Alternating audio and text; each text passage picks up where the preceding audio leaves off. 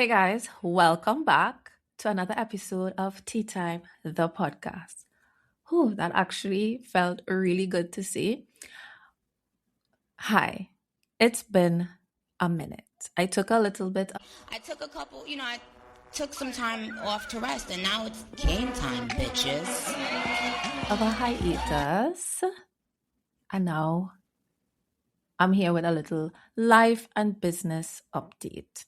I figured the best place for me to do that is on my podcast. So here I am to do a little life and business update, and hopefully by the end you can walk away with a couple lessons for yourself as we navigate life, as we navigate business in its current time. Currently, at the time of this recording, I don't know when you may be listening to this, it is January of 2026. All right, so when last you heard from me, it was a nice in-studio video podcast. I had Avalon Gomez to do a bit of a end of year unpacking episode, and that was at the end of 2024. Then I took a little bit of a pause to kind of really figure out how I want to move forward with the podcast, how I want to package it. And to be quite honest, I have not really quite figured that out yet. And I feel sometimes evolution just happens by doing. And I feel as though the longer I continue to think about it, it may not happen. And it's okay that everything doesn't have to be super planned. Things just evolve and it changes, and you see how that progression happens over time with little tweaks and changes. Other people, they do a complete rebranding. And, I know that's my space, right? So there's an extra level of, I guess I would say, overthinking and planning that goes into things that can be sometimes paralyzing. But I digress. That is not what I want to talk about. I want to simply check in with you all and share some things that I have learned over the past year. All right. So continuing from, working backwards, some of you may have noticed, you would have seen on my Instagram. If you don't follow me on Instagram, you can find me at _Cassia, CASSIAMARINA, Marina on Instagram, right? And some of you may have noticed I've been sharing a lot more about health, wellness, especially as it relates to your physical well-being, which translates into your emotional well-being. And you all would have seen that about roughly 2 months ago in November, I would have run my first 5K. That was Starbucks 5K. And that 5K was really in alignment for me from a brand perspective and just even a personal perspective, because I just felt so on brand. I love coffee. I love, Starbucks is just a part of my personal brand, my ecosystem, drinking coffee, all those things. And then paired with the fact that the cause of this 5K was around mental health and well-being, right? The theme was called Defeat the Dark. And it was just so perfect for me to enter the 5K scene. It was so perfect. It was so symbolic. It just meant so much to me that my first 5K was tied to mental health and well-being, especially after a whole year. It would have marked ultimately the anniversary of me starting my fitness journey. So fun fact, I am not a very physical person. I hate sports. I always say this and tell people that, like, that's my identity. That's my identity script. I hate sports. I'm not a physical person. I don't want to go on no hike. I am not an outdoorsy person unless I'm in North America where the temperatures a nice, crisp, cool air. But other than that, why would I want to go outside in the heat? Why? Like it just, there was never any appeal to me. My form of physical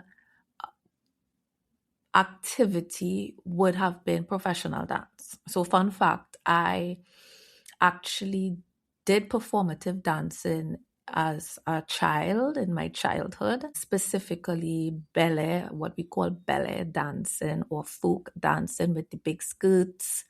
Like that is my thing, and that is why like music is just something that really lights me up, right? Um it's just ingrained in my expression, in how I move and how I dance, etc., etc. Like that has been ingrained in me because this is what I was doing from a very young age. How to plie and those different things, right? Those who know, they know what that means, right?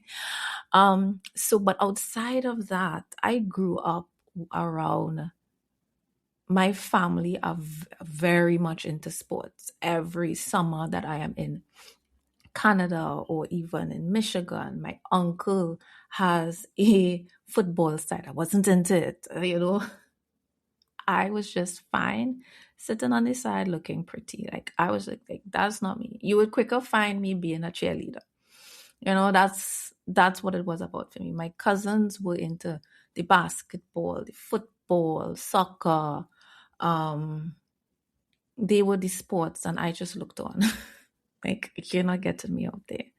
So physical activity now in my late 30s, it's a big deal, right? I found that at the end of 2024, I just was not happy with not just how I looked, but how I felt in my body. And I just couldn't take it anymore. So doing the Starbucks 5K was milestone. It was the anniversary. Like, what better way to do the anniversary of your fitness journey than Starbucks 5K with a theme of defeat the dark? So it was both a physical accomplishment and mental, because usually when I start things like this, I would quit. I have started the gym many times in my adult life. And as soon as I start to see results, it's like, ah, nice, we're looking good. I would just fall off. And not because I got really comfortable, but because it would start with, not really feeling to go today. And one day turns into 2 days. And before I know it, I am not going anymore. Twice that would have happened. But this time I stuck with it month after month after month because I was focused on finding the form of exercise that I enjoyed rather than the pressure of I have to do this or I have to do that. And this time around, I was focused a lot more on tracking my own stats. So I think having stats and, smartphones and apps where I'm tracking my weight, and not just tracking my weight, I'm seeing my fat to muscle ratio, things like that. That kept me motivated because if I saw that, hey, my muscle is declining, I need to get up, even though I might see that, okay, this week I'm slacking and I see that I might be losing some muscle, or my body fat percentage is X and I have a goal to see it get to Y. So those were the things I realized that metrics, remember that. All of this is going to tie back into business somehow, so stay with me. I noticed that tracking my own metrics kept me on my course, right? So there was that, etc. Oh, the other stat was my steps. So my goal was just to focus, my fitness goal was just to have an average of 10K steps every single day or every other day, more or less. But for the most part, right, that was, oh yeah, on average for like the week. So then I had an app, which was my Fitbit. I bought the Fitbit at the start of January 2025 to help with that, because that's all I wanted to track. I didn't want a smartwatch. I didn't want an Apple Watch. I just wanted that. And this is what I found. So the Fitbit was helping me track my steps. And at the end of the week, you'll see what your average was. So if I did 15, 15K steps some days, but some days I did 8. Once the average for the week was 10K, that felt really good to me. And that kept me going. Or if I noticed, okay, this week I couldn't go as hard, that's okay. I can be forgiving with myself and we keep it moving, we keep it pushing. So that is how my wellness journey started. I actually first started with going to a wellness studio where you use your body weight as weights. They do have some weights, but you're not using like machines. And because it was so early in my fitness journey, I needed quick wins. And it was kind of frustrating because I felt as though my body was not reacting well to stress related weight loss, right? Because sometimes when you put your body under pressure, you actually stress your body out. You give yourself increased cortisol, which you get the reverse reaction, which I felt like I'm not losing, I'm gaining, right? So then I started with the walking. I started doing the 10K steps. I got a subscription and I just wanted to just walk.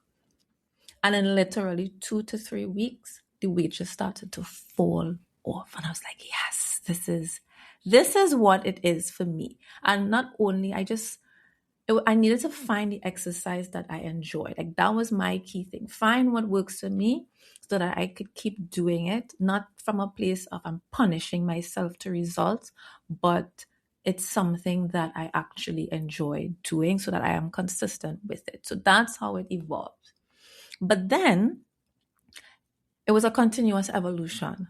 So then when I did the 5K and I saw my stats for my first 5K and I studied the stats, I realized this isn't actually bad. Now, here's the next identity shift. I never saw myself as a runner, and I'm still not. So you may see me posting on Instagram and on TikTok these things. And don't get it twisted. I am very much a beginner. I am nowhere near being like a runner, even more beginner than beginner because my body is still being conditioned. But I never wanted to run. I just always felt sustainability, clocking steps was sufficient enough, and I don't need to run. It's not necessary. It's just not necessary. Until I did a 5K and I saw my stats, and now I'm in competition with myself. And then that's the thing about this entire journey. I have just remained in competition with me. We put an pin in that. We're coming back to that as another point. All of these things are going to tie into business lessons because it overlaps. It's very parallel to my evolution as a business owner as well, right? And how I show up and how I approach business. It's all mindset, right? So after that 5K, I noticed I want to just improve my time. I'm not comparing and looking at someone else and expecting I'm going to be sub 30. I want to shave off 5 minutes. Every time I do a 5K, I want to shave off time to a place where I I feel satisfied. Not comfortable, but I feel satisfied with myself, right? Nothing grand, because for me it's about sustainability over going real hard or going aggressive, and the next thing I end up in injury. And that is one of the reasons I didn't want to run. I didn't want to end up with injury and then I can't even walk, or I can't even really do physical exercise, because I have seen people where injury has paralyzed them and they're out of the game, right? And I don't want that. So for me, it's all about sustainability and pushing yourself just a little bit each time to get to great results. So If you have not realized yet, well, actually, before I get into that, running the 5K race, I also went into it knowing and understanding that if I try to start off, and I think this is a mistake that most people make in a 5K and in general, we start off guns a blazing, running. You are not supposed to, at least I think so. You are not supposed to start running straight out the gate. Because what happens by the time you reach the third mile, the fourth mile, the fifth mile? My goal was to run my race, blinders on, no comparing. All I was focused on every single day, even leading up to it, I knew in my mind, I just need to finish. I just need to finish. I just need to finish. I just need to finish this race. I just need to finish. Because it's my first. I don't know what I was going to get. I don't know what I was going to experience. I don't know if I was going to get a cramp. I don't know what would have happened. So it was about slow and steady. You know how it finishes. I just wanted to get to the end. Now, somewhere around, I think the 4K mark, I got impatient. So, like the beginning half, I would say, I walked, right? I went in with the intention to walk. I might run a little bit. I may jog, whatever. I tried to even jog in the beginning, and I was like, I need to not focus on what the people who I came here with, what they're doing. Remember, Cassia, you are running your race, and you just need to finish. So I was like, I'm just gonna walk. You all go. And I walked. Sometimes I jogged a little, barely. I power walk because I am naturally a fast walker. So I was just trying to get through this by walking as fast as possible. And then it came to a point where I was like, this feels like it's taken forever. I was like, this is taking forever. I am getting tired of this.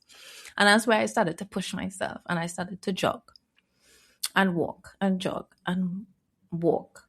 And then when I knew I was coming down to the final stretch, that's where the guns are blazing came. That's when I really, really, really pushed because I was like, nope, we are going straight down because we're so close to the finish line. This is where you kind of put that last push to reach that finish line, right? And as I got closer and closer, I started to feel it in my ankles. So I'm still checking in with my body and I'm going and I'm going and I'm going. I was like, we're going to keep going and we are pushing to the end because this is it. And after I do this 5K, I know it's November. I'm just going to take the rest of the year to take it easy, not too much. I'm going to just be relaxing anyway for the most part, right? We're going into the holiday season. I'll have plenty time to rest and recover before I get back into the groove of things, right? Made it to the end, came home, analyzed my time, felt really good. And now I have a new goal. I'm in competition with me. I was like, oh, I wonder what it would look like if I actually kept doing this or training for it and whatnot. So here I am. I am in a run club, and that's where I am today.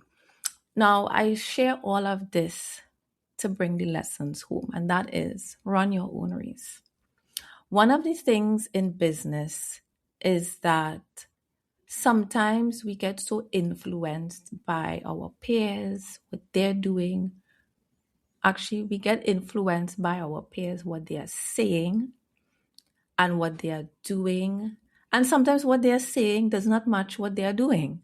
And we get so caught up in, and not just peers, what a video says, a YouTube, a reel, an Instagram post, or what this quote said, or what this strategist said. And then before you know it, we're looking at what everyone else is doing and we fall off course. And then we look up and we realize, where am I? how did I get off track of my course and running my race? One of the things in my evolution as a business owner is I've learned to compare so much less. I'm human, so it doesn't mean that I don't notice things and the brain naturally compares from time to time. But I'm no longer ruled and driven by what other people are doing or what results other people are getting because they're doing X. And maybe I should be doing X or maybe I should be doing Y. We have to stop looking at what others are doing. That is one.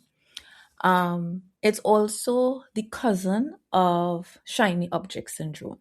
There's always a new hack, a new trend. This works, that works, this no longer works. This is what you should be doing. And yeah, back in the 2016 to 2019 era, I don't know if you've ever heard the term, I don't know if they still use it, but back then it was called and used a lot and often shiny object syndrome. Some new tool comes out, some new course comes out, some new program, some new way of doing business. You need to do this, you need to do that. Da, da, da, da, da, da, da. Da. All these things are distractions, and that's why it's called shiny object syndrome, because it's new and shiny. We must do this, right?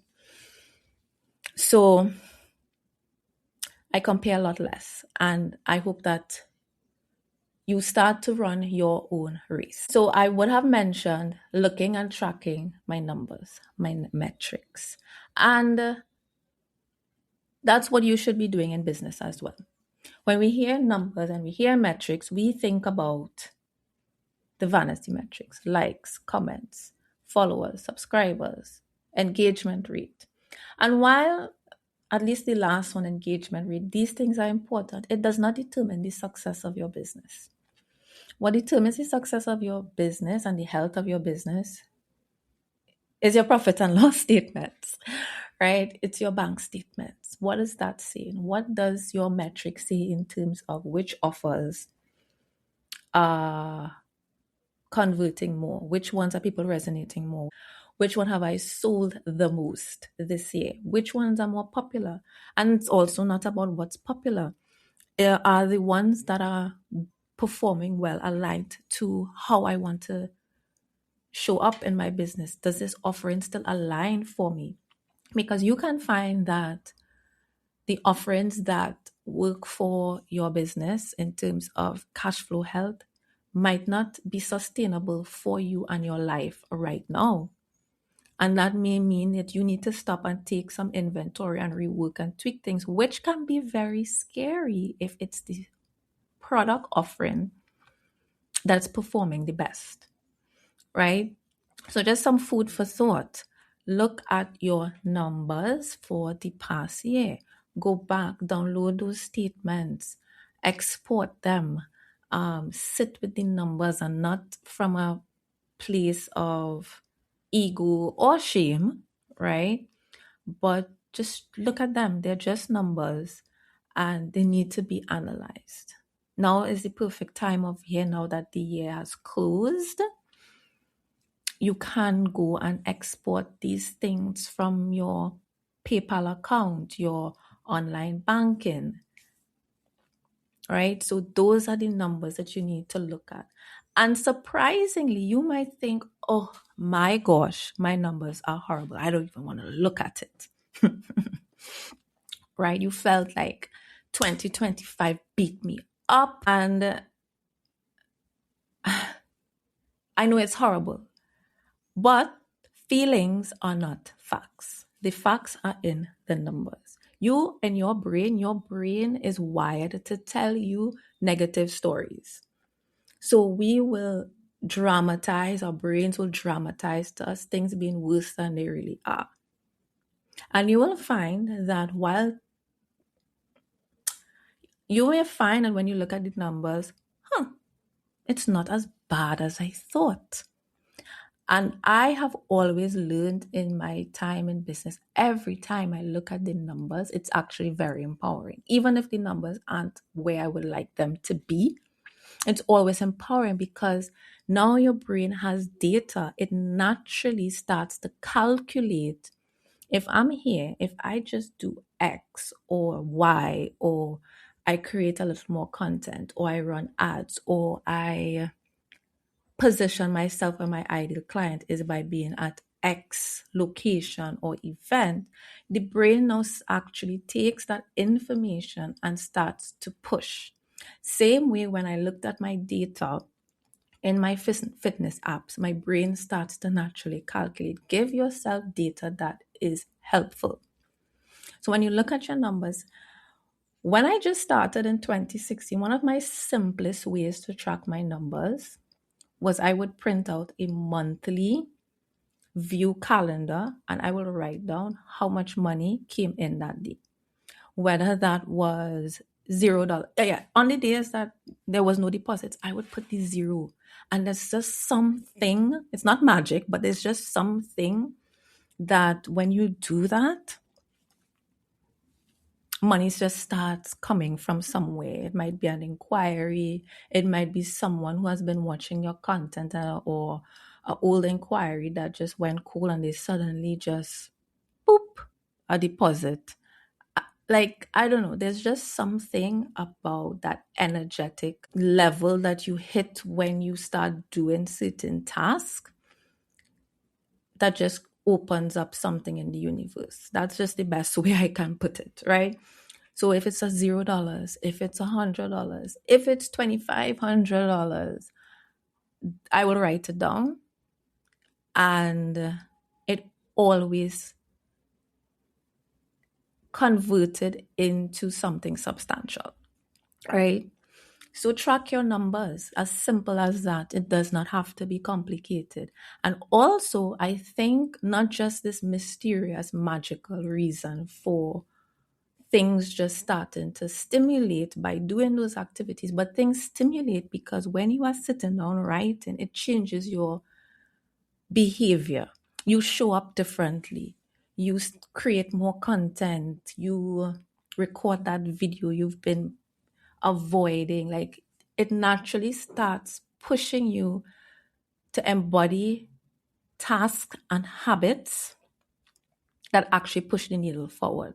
When you're not looking at the numbers, you're kind of like in the dark, right? So I also noticed that my habits naturally changed when I have that in front of me. And maybe that's because I am a visual person. So maybe this may not be what works for you. Maybe you need to do something different or something else to give you that same impact, right?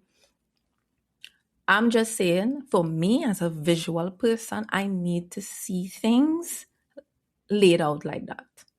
So seeing the month in front of me with how many weeks are left in the month, like, I just have to see it visually, and it just does something in my brain. So today I just want to challenge you, look at your own numbers, put it into context, and that context can only come from you, your goals, your journey, your stats.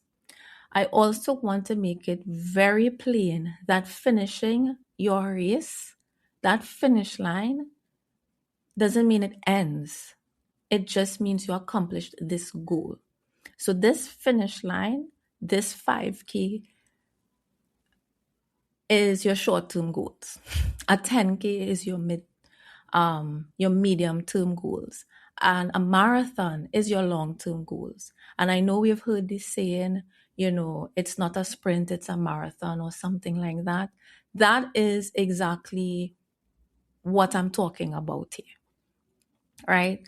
And I am so grateful to this health and wellness journey because it really kept me in 2025. It really kept me doing something physical and shifting that identity story in my brain that I'm not a this and I'm not that really helps you push to a different level of embodiment, and shifting to another level of embodiment can only bring positive results in other areas of your lives. So think about what that goal is, and whatever your goal is, whether it's social media goals, business goals, email subscription goals, maybe it may be a goal to revamp your website or finally launch your website or rebrand. That is your goal, and you just need to run your race. Focus on what you need for your definition of success. I know what my definition of success is, and it does not look like my peers. It does not look like the other business owners sitting next to me or across from me or in my community. Like, I know what it is, and I know I've finally come to a place where I'm no longer trying to mold a business from a place of it should look like this or it should be this, or will people get my approach to doing things, or whatever, weird stories that we tell ourselves. I want to give you permission to give yourself permission, because it sounds silly. It sounds silly when we feel like we have to tell people, oh, I give you permission, consider this today your permission to XYZ. That's the whole point. You don't need to outsource your authority on your own life. You don't need someone to come and tell you that today I give you permission to show up for yourself, or whatever it is that people say. No, I give you permission to give yourself permission to be the author of your life, because only you are running your race. Put the blinders on. Don't worry where other people are at in their journey. Don't look at who's behind, who's coming up behind you, who's passing you, where they have reached, what path that they are taking. Because sometimes people take a detour to come back on the path. You don't want to do that either. You want to run your race. I just don't feel like I can say that enough. You have to run your race. And the same, and one thing that I also often see in business is that everybody comes out hot and sweaty. I need to get a logo, I need to get a this, that, and they want to do all these things, and they come out hot and sweaty, and you look back a year later, the website is down. They're not using it. They launch an Instagram page. You notice they haven't posted in months. And this is not shame, because real life is happening. But the point here is we start out guns a blazing and we pour out more resources. And resources can mean money, it could be time, and then we burn out. We out the race. We suffer injury, and we don't make it to the finish line, aka achieve that specific goal. So I share this so that you can take a little bit of inventory to just not get caught up in the hype. There's just so much hype. Take everything with a grain of salt, digest it, and put it all into context for your life, in your business, and where you are at in your journey. Because that's another thing that people don't take into consideration. Where are you in your journey? So I have come to the end of this episode. I have more to share in terms of, okay, this is where I've been. This is where my thoughts are today, and how I have evolved my business and my services. I will do a follow-up episode to talk more about that. But my closing thought would be just to run your own race. Give yourself permission to be the author of your life, and to trust yourself to make the decisions that you need for your life, your situation, your business. Because nobody knows your situation and your life the way that you do. Nobody is walking in your shoes for you. So that brings me to the end of today's episode. That's my little update. I have really been enjoying running, and it has really done wonders for me. Aside from all of the analogies, it really has helped with mindset. And, I encourage anybody you don't have to run a 5K, you don't have to run But find some form of physical release amongst your business goals as a form of self care. You need to take care of yourself because a better you equals a better business. So until the next episode, have a good one. And if you listened to this episode, I would love to hear from you. Send me a DM and just let me know that you listened. Let me know your thoughts. But just to keep it simple, just DM me and let me know that you listened. It will mean a lot.